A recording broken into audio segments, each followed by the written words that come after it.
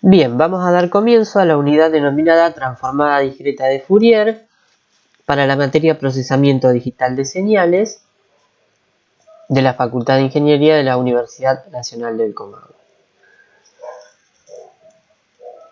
Como mencionamos en unidades anteriores y principalmente materias anteriores de la carrera, uno de los puntos fundamentales es poder representar a la señal mediante alguna forma, sea de secuencia, de fórmula, de tabla, y al sistema,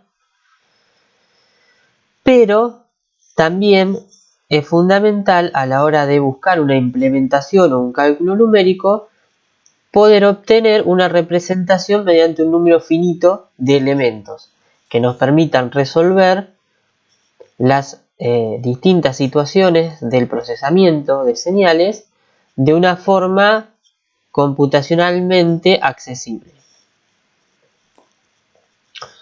Para ahondar un poco más en estos conceptos, vamos a ver un poco el panorama de las unidades anteriores. Analicemos lo siguiente. Supongamos que tenemos una secuencia x de n que sea del dominio de tiempo discreto y periódica. Entonces, esta secuencia tiene una serie de Fourier de tiempo discreto determinada por la ecuación que vemos en la derecha. ¿Cuáles son las características de este conjunto de ecuaciones de análisis y de síntesis? Es decir, de análisis espectral y de reconstrucción de la señal. Que si la señal es periódica y de tiempo discreto, se puede representar por un conjunto finito de valores dentro de un periodo de 0 a n-1, ya que para el resto de los periodos la secuencia es igual. Y por ende, como resultado, sus coeficientes de Fourier también son periódicos y de tipo discreto. Es decir, que vamos a tener una secuencia de tipo periódica y discreta y una representación en frecuencia de tipo periódico y discreto. Si nosotros nos centramos en un único periodo, vamos a poder calcular en forma exacta la representación en tiempo y la representación en frecuencia. Esto no ocurre con todas las demás pares de transformada y antitransformada. Entonces, esto nos permitiría a nosotros, siempre que nos quedemos con un periodo, representar y calcular las distintas estructuras de los sistemas como la convolución, el filtrado, etc. Pero, ¿qué pasaría si nuestra secuencia de tiempo discreto es aperiódica? Cuando nuestra secuencia de tiempo discreto es aperiódica, lo que ocurre es que la transformada de Fourier ahora se convierte en una secuencia que es periódica, pero ya no es de tiempo discreto, sino es de tiempo continuo. Es decir, que su espectro es continuo. Y obviamente, si nosotros queremos reconstruir o recuperar nuestra señal, deberíamos usar esta integral entre 0 y 2pi, que es para todo el rango de frecuencias. Es decir, si tenemos una secuencia discreta y aperiódica, su transformada va a ser continua y periódica. Y esto es importante porque es un caso muy habitual de tener secuencias que vamos a procesar de audio, de imagen, etc., que no son periódicas, no tendrían por qué serlo. Con lo cual, si queremos analizar su espectro y calcular la transformada de Fourier, nos va a ocurrir que tendríamos que utilizar infinitos valores. Es decir, que en forma exacta no podríamos calcularla con un dispositivo de tipo computadora o un procesador digital, un CPU. Bien, tendremos que buscar alguna alternativa, si es posible, de calcularlo o aproximarlo. A modo de adelanto, la DFT es una herramienta posible. Bien, ni hablar si tenemos señales de tiempo continuo. Si tenemos una señal de tiempo continuo que es periódica, vamos a obtener su representación a través de un conjunto de coeficientes que son discretos y aperiódicos. Eso lo podríamos calcular en principio, pero necesitaríamos el periodo de la señal y además no sabemos, ¿sí?, cuál es la longitud en K de esa secuencia. Entonces la forma exacta tampoco la podríamos calcular. Obviamente que las señales de tiempo continuo periódicas existen y tienen esta representación, pero también nos es de interés las señales de tiempo continuo y aperiódicas. En este caso, su representación en frecuencia, o sea, la transformada de Fourier de tiempo continuo, resulta de una integral, al igual que su transformada inversa, y acá tenemos el conjunto de continua y aperiódica y continua y aperiódica también. ¿Esto qué nos quiere decir? Que en tiempo es acotada o no, pero tiene infinitos valores porque es una señal continua. Su espectro también es continuo, entonces necesitaríamos infinitos valores para poder calcular ambas, transformada y antitransformada. Esto, si tenemos las expresiones y lo hacemos en forma teórica, lo podemos resolver, como hacemos en la práctica, pero no así si queremos hacerlo numéricamente, porque necesitaríamos infinitos valores para representar el espectro en el tiempo continuo y volver a recuperar la señal. Una primera solución que ya vimos es a esta señal continua convertirla en una secuencia XDN, como a través del teorema de muestreo y la frecuencia de muestreo. Muestreamos esta secuencia, esta señal, y la convertimos en una secuencia. Ya vimos nosotros cómo se relaciona el espectro de la señal continua con el espectro de la señal discreta. Y cuáles son las condiciones para que a través de las muestras de XDN podamos recuperar la señal original. Si tomamos la frecuencia de muestreo lo suficientemente alta, mayor a 2 veces la máxima frecuencia de mi señal, puedo a partir de XDN volver a recuperar la señal continua original.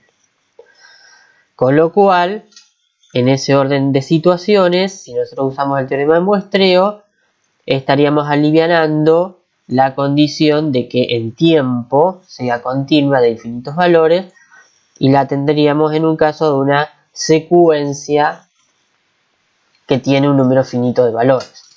Aún así, nos quedaría resolver la cuestión del espectro. Bien, todo eso resumido en un cuadro lo podemos ver en la figura que tenemos a continuación.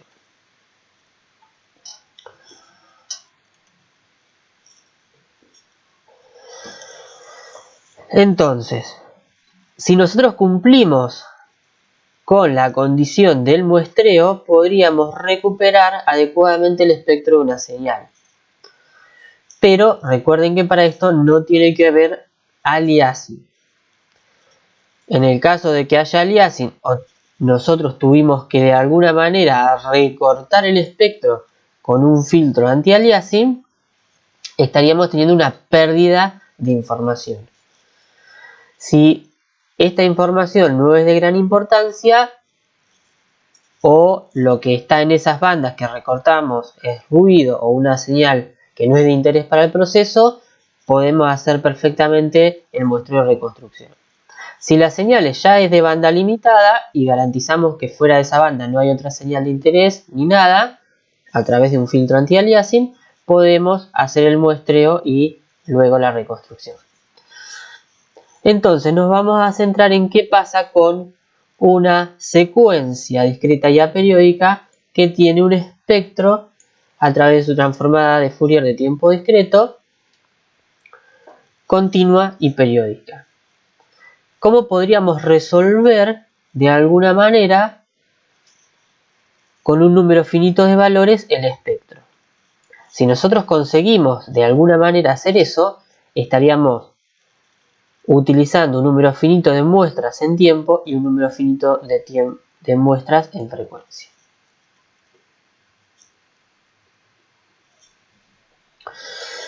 Bien, lo que vamos a utilizar para esto, y acá les hago una breve aclaración que vamos a cambiar la nomenclatura, porque vamos a usar como referencia para este desarrollo el libro de tratamiento digital de señales en su versión en castellano, la cuarta edición. Vamos a considerar una señal de tipo aperiódica, entonces su DTFT va a estar dada por x de omega, como la sumatoria de menos infinito a infinito de la señal por e a la menos j omega n. Supongamos entonces que tomamos muestras de nuestro espectro en forma periódica y espaciadas, ¿sí? Es decir, la distancia entre una y otra de las muestras de mi espectro son x espaciadas. Entonces lo que tendríamos son las muestras que están en x marcadas en el gráfico, ¿sí? Eso, si fuera adecuadamente tomado, representaría una secuencia de valores que me representarían el espectro. Bien, entonces lo que tenemos que hacer es evaluar el espectro de mi señal en las frecuencias W igual a 2pi por K sobre N, ¿sí? Dividimos el espectro entre 0 y 2pi en N valores y tomamos las muestras. Fíjense que esta sumatoria va de menos infinito hasta más infinito. Lo que nosotros podemos hacer es dividirla en diferentes conjuntos que sean las muestras de una porción del espectro, la siguiente porción del espectro, etcétera, sabiendo que es periódico mi espectro.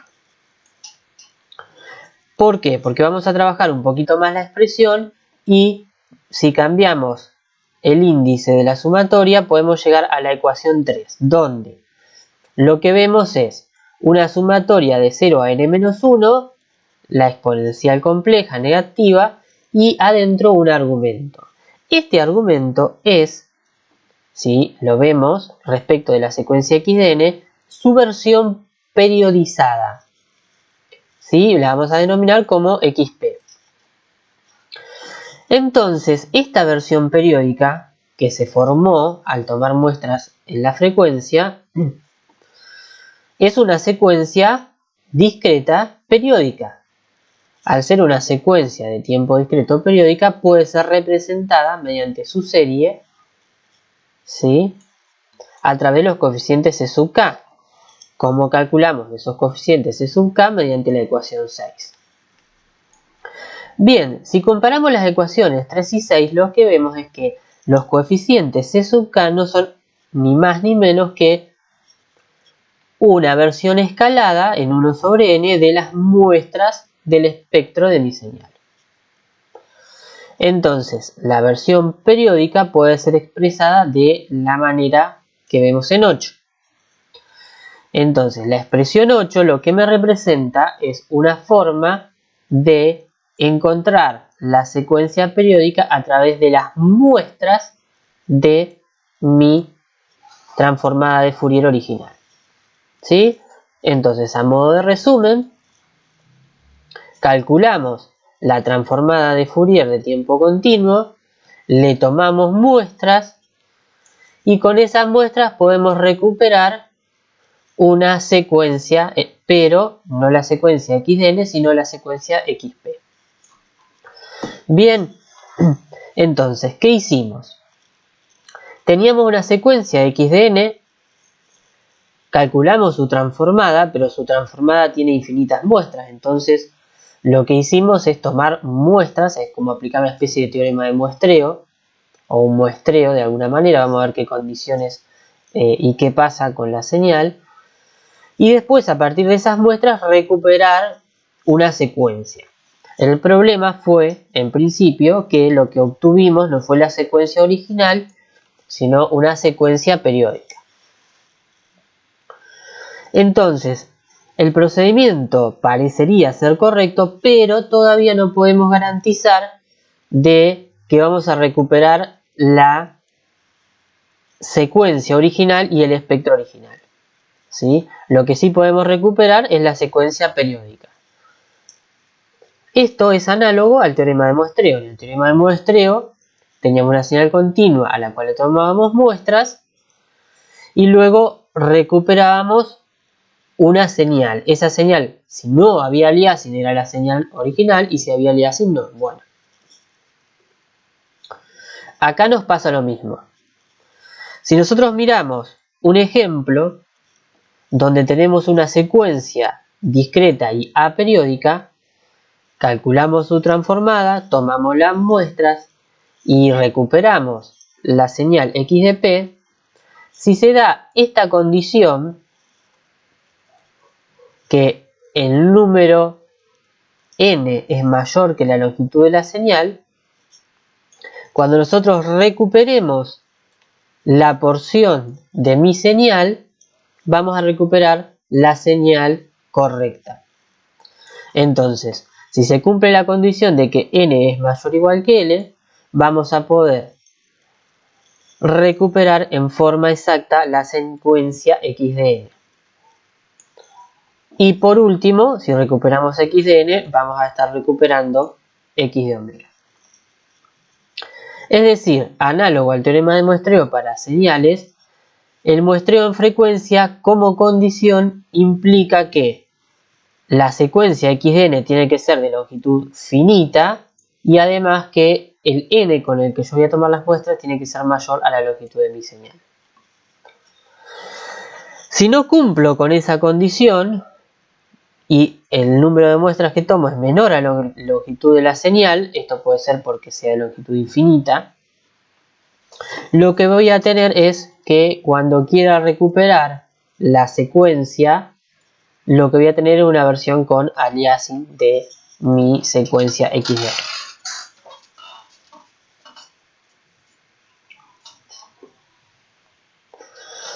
Es decir, que como en el caso de señales, es posible expresar el espectro directamente en función de sus muestras. ¿Sí?